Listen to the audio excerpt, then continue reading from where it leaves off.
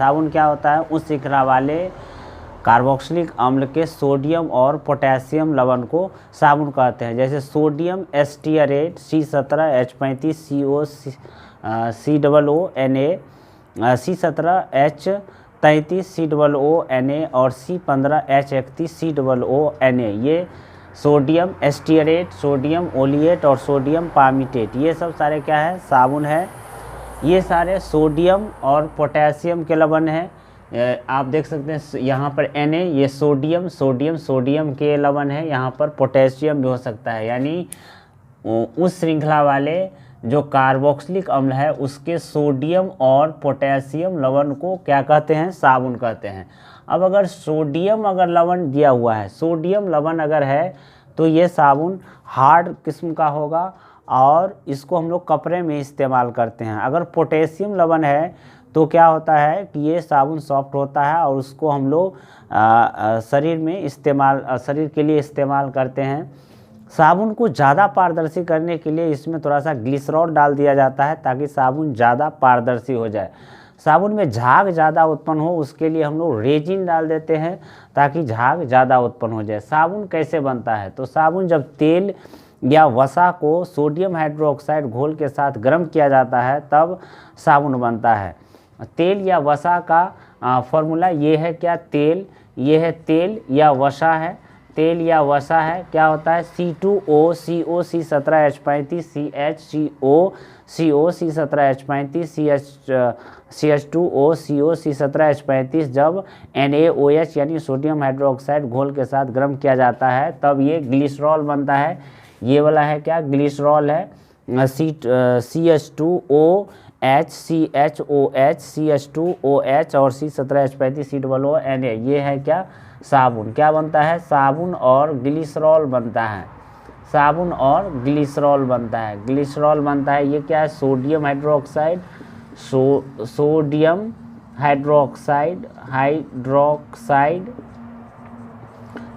Hydroxide और ये क्या है, तेल और वसा। तो ये हो गया। मिसेल क्या होता है, जब साबुन जल की सतह पर होता है तो इसके अणु इस प्रकार से व्यवस्थित कर लेते हैं कि इसका आयनिक सिरा जल के अंदर होता है और हाइड्रोकार्बन जो पूछ कहते हैं जिसको, वो क्या होता है, जल के बाहर होता है। जो तैलीय मैल को, ये जो हाइड्रोकार्बन वाले भाग है, ये तैलीय मैल को अपने केंद्र में एकत्रित कर लेता है, एकत्रित कर लेता है और ऐसा अणुओं का एक बड़ा समूह बनने के कारण होता है। और इस प्रकार की संरचना को हम लोग क्या कहेंगे, मिसेल कहते हैं। जैसे कि इसमें दिखाया गया है, देखिए ये क्या होता है, ये साबुन है। अभी हम बता दिए कि साबुन का सूत्र क्या होता है, C17H35 COONA। जब ये जल की सतह पर होता है तो इसका दो भाग होता है। एक तो होता है आयनिक भाग, ये वाला आयनिक भाग है। आयनिक भाग मतलब ये ध्रुवीय भाग होता है। ये वाला भाग क्या होता है, ध्रुवीय। ये ध्रुवीय भाग होता है या फिर आयनिक भाग होता है, जिसमें आयन बनता हो, आयनिक भाग होता है या फिर ध्रुवीय भाग होता है।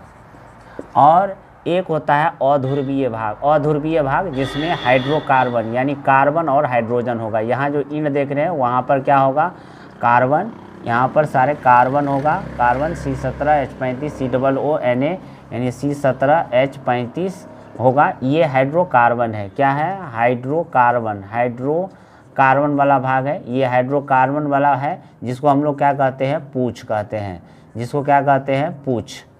जिसको पूछ कहते हैं, ये हाइड्रोकार्बन वाला भाग है। ये क्या होता है, अध्रुवीय होता है। ये जो भाग आप देख रहे हैं ये अध्रुवीय होता है। और ये क्या होता है, ध्रुवीय होता है। ये आयनिक वाला भाग है, ये नॉन आयनिक वाला भाग है। तो ये जो अध्रुवीय वाला भाग है ये क्या करता है कि तेल को क्या करता है, अपने केंद्र में इस प्रकार से एकत्रित कर लेता है। एकत्रित के तेल को चारों ओर से घेर लेता है। यानी बहुत सारे ये जो हाइड्रोकार्बन वाले सिरा है, C17H35 ये वाला सिरा, ये तेल है, ये वाला तेल है। ये क्या है, तेल है। इस तेल है या मैल है या फिर गंदा है या डर्ट है, जो भी है, इसको क्या कर लेता है, घेर लेता है, ये अपने चारों तरफ से घेर लेता है। लेकिन जो दूसरा सिरा है आयनिक सिरा, वो जो आयनिक सिरा है वो जल प्रिय होता है, ये जल में घुल जाता है। इसीलिए इस सिरा को, जो आयनिक सिरा है या ध्रुवीय सिरा है, इसको हम लोग जल प्रिय सिरा भी कहते हैं, जल प्रिय सिरा भी कहते हैं, या जल रागी सिरा भी कहते हैं, जल रागी सिरा भी कहते हैं। और जो अध्रुवीय है इसको क्या कहेंगे, जल विरोधी सिरा कहते हैं, जल विरोधी सिरा, ये जल से विरोध करता है। दूसरा कि ये जल विरागी सिरा भी कहते हैं, जल विरागी सिरा हो गया। इसको इंग्लिश में हाइड्रोफोबिक कहते हैं, हाइड्रोफोबिक कहते हैं, और इसको हाइड्रोफिलिक कहते हैं, हाइड्रोफिलिक कहते हैं। हाइड्रो मतलब पानी और फिलिक मतलब प्रिय, यानी जल से ये प्रिय है। बहुत सारे नाम हैं।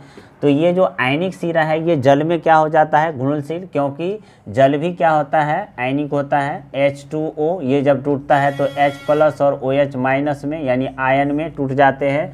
तो आयनिक सिरा से घुल जाता है। और जो नॉन आयनिक सिरा है, नॉन पोलर सिरा है, नॉन पोलर यानी अध्रुवीय है, अध्रुवीय। और ये क्या है, पोलर सिरा है, पोलर वाला है, पोलर इंड है ये। तो पोलर इन के साथ और नॉन पोलर इन के साथ घुल जाता है। तो ये हो गया क्या, नॉन पोलर इन, अध्रुवीय वाला सिरा। तो ये अध्रुवीय वाला सिरा तेल के साथ जाके चिपक गया। और जो ध्रुवीय सिरा था, आयनिक भाग था, वो जल में क्या हो गया, घुल गया। तो जब साबुन जल की सतह पर होता है तो इसका जो ये इस प्रकार से व्यवस्थित कर लेते हैं कि इसका जो आयनिक सिरा है वो किधर चल जाता है, जल में घुल जाता है, बाहर हो जाता है। आयनिक सिरा क्या होता है, आयनिक सिरा जल के अंदर होता है। और जो हाइड्रोकार्बन वाला भाग है, ये वाला है, ये क्या होता है, ये आपको तेल को चारों तरफ से घेर लेता है और घेर करके एक संरचना बना देता है। ऐसा अणुओं के एक बड़ा समूह बनने के कारण होता है। और ये क्या करता है, तेल को घेर लेता है। अब ये घेर लिया तो इस संरचना को क्या कह देंगे, मिसेल कहेंगे। तो आप लोग समझ गए होंगे मिसेल किसको कहेंगे। मिसेल क्या कहेंगे, जब साबुन जल की सतह पर होता है तो इसका जो आयनिक वाला सिरा है, यानी ये वाला सिरा है, वो जल में घुल जाता है। और जो हाइड्रोकार्बन वाला पूंछ वाला सिरा है वो जल के बाहर, यानी कि क्या होता है, ये तेल को घेर लेता है, यानी अध्रुवीय। ये तेल भी अध्रुवीय होता है। तो अध्रुवीय से ये पानी से जाके घुल गया और ये तेल से जाके हो गया, चारों तरफ से घेर लिया। ऐसा अणुओं का एक बड़ा समूह बनने के कारण होता है। और इस संरचना को हम लोग क्या कहेंगे, मिसेल। अब मिसेल तो बन गया, लेकिन इसको हटाएंगे कैसे। तो इसको हटाने के लिए हम लोग क्या करते हैं, कपड़ा को रगड़ते हैं या कपड़ा को वॉशिंग मशीन में अप डाउन किया जाता है, टू एंड फ्रो मोशन में किया जाता है, ताकि कपड़ा क्या हो जाए, धुल जाए। या ब्रश किया जाता है, या फिर उठा के पटका जाता है, ताकि ये जो बॉन्ड है, मिसेल की ये जो संरचना है, जो तेल को चारों तरफ से घेर के रखा है, ये क्या हो जाए, टूट जाए। और जब ये टूट जाएगा तो ये पानी के साथ क्या होगा, निकल जाएगा। तो ये जो बॉन्ड को तोड़ने के लिए हम लोग कपड़ा को क्या करते हैं, पटकते हैं या रगड़ते हैं, या फिर आप क्या कर सकते हैं, वॉशिंग मशीन में धोते हैं, या फिर आप मुंगरी से क्या करते हैं, पीटते हैं। तो ये पीटने का यही कारण है कि ये वाला बॉन्ड क्या हो जाए, टूट जाए और पानी के साथ ये निकल जाए और कपड़ा क्या हो जाएगा, साफ हो जाएगा। तो यही है क्या, मिसेल। अब जो साबुन है वो क्या करता है, कठोर जल के साथ उतने अच्छे से कपड़ा को साफ नहीं करता है। क्यों नहीं करता है, क्योंकि कठोर जल में होता है कैल्शियम और मैग्नीशियम। ये कैल्शियम और मैग्नीशियम जो कठोर जल में होता है, उसको क्या करता है, साबुन उनके साथ अभिक्रिया कर लेता है। साबुन क्या करता है, कठोर जल में जो कैल्शियम और मैग्नीशियम है उसके साथ अभिक्रिया कर लेता है। अभिक्रिया करना भी यहाँ खतरनाक है, क्योंकि जब ये अभिक्रिया कर लिया ये कैल्शियम और मैग्नीशियम के साथ, तो ये अघुलनशील लवण बना लेते हैं। और ये अघुलनशील लवण अब कपड़ा में झाग नहीं उत्पन्न करेगा, ये एक कीचड़ की तरह क्या होगा, कपड़ा के छिद्रों में जाके बैठ जाएगा और क्या होगा, कपड़ा उतने अच्छे से साफ नहीं होगा। इसलिए जो कठोर जल है कठोर जल है उसमें क्या होता है उतना अच्छे से कपड़ा साफ नहीं होता है। तो कठोर जल में अगर पूछता है कठोर जल में साबुन का व्यवहार किस तरह से होता है, तो आप बता सकते हैं कि कठोर जल में कैल्शियम और मैग्नीशियम होता है और साबुन कठोर जल में उपस्थित कैल्शियम और मैग्नीशियम सभी क्रिया करके अघुलनशील लवण बना लेते हैं, जो कि हमारे कपड़ों को साफ नहीं होने देते हैं, अच्छा से साफ नहीं होता है। अपमार्जक क्या होता है, उच्च श्रृंखला वाले या लंबी श्रृंखला वाले कार्बोक्सिलिक अम्लों के अमोनियम और सल्फोनेट लवण को अपमार्जक कहते हैं। जैसे सोडियम लोरिल सल्फेट C12H25OSO3 Na और दूसरा होता है सोडियम सिटाइल सल्फेट, ये होता है C16H33OSO3 Na।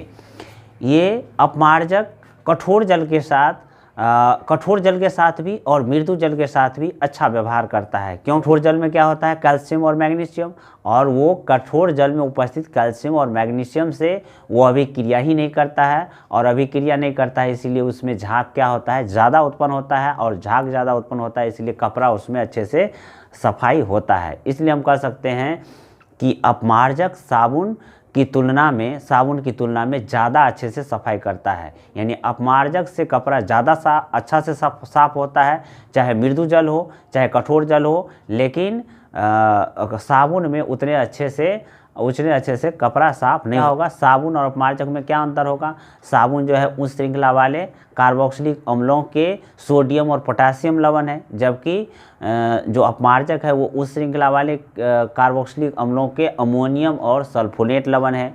ये साबुन जो है कठोर जल में अच्छे से झाग नहीं देता है और कपड़ा साफ करने में भी कठिनाई होता है, जबकि अपमार्जक जो है कठोर जल चाहे मृदु जल दोनों में क्या होता है समान मात्रा में झाग उत्पन्न करते हैं और कपड़े भी अच्छे से सफाई होता है। साबुन जो है जल में कम घुलनशील होता है, जबकि सरफ जो है जल में अधिक घुलनशील होता है। साबुन क्या होता है क्षारीय होता है, जबकि अपमार्जक क्या होता है उदासीन होता है। ये अंतर